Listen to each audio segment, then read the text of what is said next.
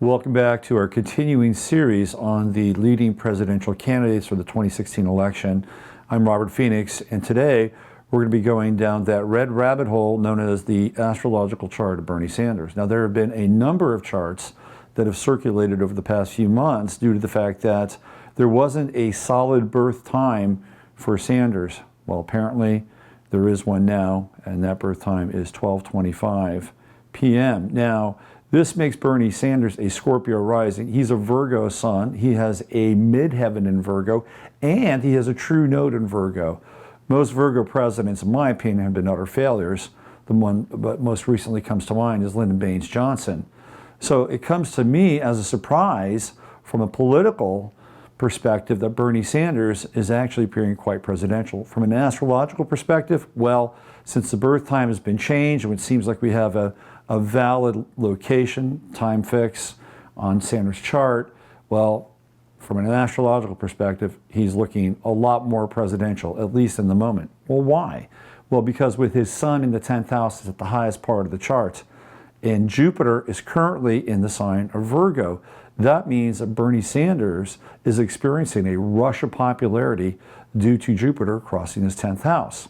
Now, just as he has been experiencing some popularity with Jupiter up there, Donald Trump has been experiencing the same popularity in his first house. So it's his persona. For Bernie Sanders, it's his ideals and how he appears to the world at large. Now, they're a little bit different. One is a brand and the other is a mission. And I'll let you figure out which one is which. Now, Sanders also has the true node. The true node is a very important aspect in astrology.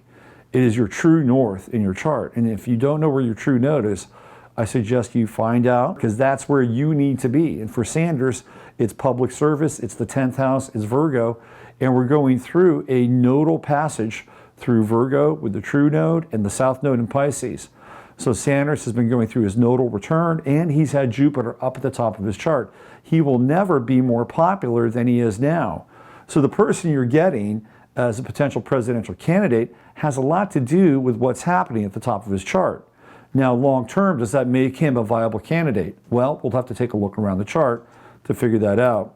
He's got an aspect that I think is quite interesting, one that he shares with a fellow communist by the name of Mikhail Gorbachev.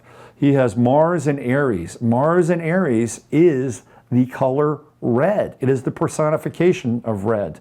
And back when Bernie Sanders was kicking around Vermont and basically kind of running the show in Vermont, they were naming things like the minor league team, the Vermont Reds, and the square in the middle of Burlington, Red Square. This was all for Bernie, because Bernie was all for communism. Bernie is a dyed-in-the-wool communist. Now, he's been rebranded as a socialist. That's great for modern times, but I don't think his roots have ever really been pulled up and replanted in new and rebranded socialistic soil. So he's got Mars in Aries, and he also has a Mars-Moon conjunction. That means Bernie Sanders has a bit of a temper. And with Mars in Aries, he's more of a battler than you might think. So when it comes to the debates, whether it's him or Donald Trump or him and Ted Cruz, quite frankly, I think it's going to be Trump, Bernie Sanders will come out fighting. And I think this is also what people like about Sanders. Now, he does have a Mars-Venus opposition, which means he can run hot and cold. Some days he'll be kind and fair, and he'll be up in the 11th house, and he'll be really egalitarian. But then there are other days when that Mars will come out, and Bernie will be a lot more dictatorial at times. So he'll have a tendency to run hot and cold. And this is something that as a president, maybe he might have to modulate a little bit more if he does make it past the primaries and as the Democratic nominee. Now, he has been on fire lately, and that has a lot to do with the fact that we've experiencing Mars in Sagittarius in transit, also Uranus in Aries, which is connected to his Mars in Aries. Things are lining up for Bernie Sanders. His chart is electric right now. Another thing that Sanders has really captured the imagination of, that's the Millenials. The youth of America love Bernie Sanders. Why do they love Bernie Sanders? Well, on a cynical level, perhaps it's because the millennials have always thought that they deserve everything that they can get. And based on the fact that they've been burdened by student loans, and Uncle Bernie comes to town and says that they may be alleviated of their debt, why wouldn't they love him? And Bernie's promising a socialistic paradise. And the socialistic paradise has another place in his chart. That's the Saturn-Uranus conjunction, both in the sign of, I have to check this out. I don't want to lead you astray. It's going to make sure Saturn's in the right place. You know, it's a good thing I fact-checked, because I don't want people sending me emails saying, how can this guy be legit? Bernie Sanders' Saturn is in Taurus, not Gemini, but it is conjunct Uranus in Gemini. And what's really interesting about that is that we get Saturn, which is old. It's the older generation, right? That's the nature of Saturn. Father Time, Chronos, conjunct Uranus, which is youth culture. So it's easy to see why the millennials would find Bernie Sanders appealing. It's the conjunction of the old and the new. And with all those planets up in the 11th house, with Venus there and Neptune there, boy, he is a collectivist wet dream. Now, he does have Chiron in Leo, which means dealing with Leo people is kryptonite.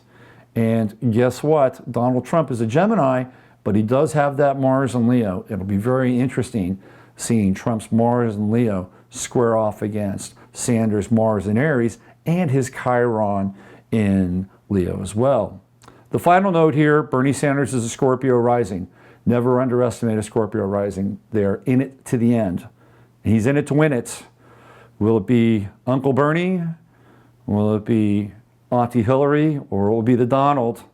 We'll find out very soon as we enter in the last legs of this electional cycle. Until next time, I'm Robert Phoenix. But that Mars in Leo in the 12th house also indicates that he is secretly harboring a desire to be a sun god. On Mercury and Venus in the 12th house. And this actually fits as far as I'm concerned, because we don't really know who Hillary Clinton is in some ways. I mean, we have a sense as to what she stands for, but really, who is Hillary Clinton and what has she done?